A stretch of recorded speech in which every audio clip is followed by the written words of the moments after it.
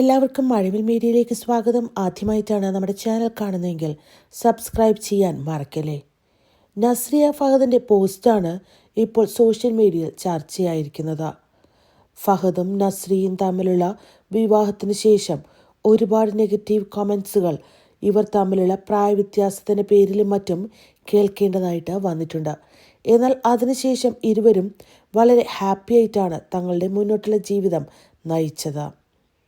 ഇത് കണ്ട് പലർക്കും അസൂയ പോലും തോന്നിയിട്ടുണ്ടാവും.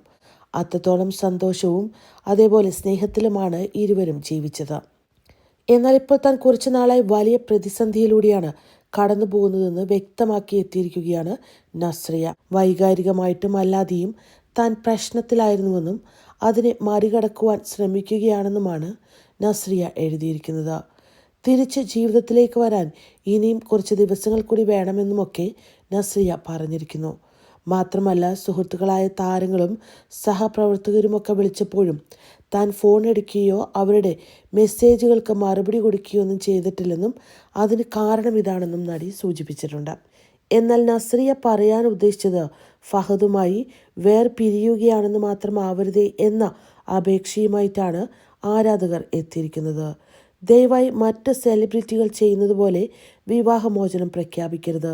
നിങ്ങളുടെ കുറിപ്പ് കണ്ടപ്പോൾ എനിക്ക് വളരെ വിഷമം തോന്നി. അതൊരു വിവാഹമോചന പ്രഖ്യാപനമാണെന്ന് തോന്നലുണ്ട്.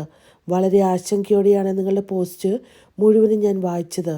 മറ്റെന്തില്ലെങ്കിലും പ്രശ്നങ്ങൾ പരിഹരിച്ച് ഞങ്ങൾ കാത്തിരിക്കുന്നത് പോലെ നീ തീർച്ചയായും ജീവിതത്തിലേക്ക് തിരിച്ചു വരണമെന്നാണ് നസ്രിയയുടെ പോസ്റ്റിന് താഴെ ഒരാൾ കമൻറ്റ് ചെയ്തിരിക്കുന്നത്.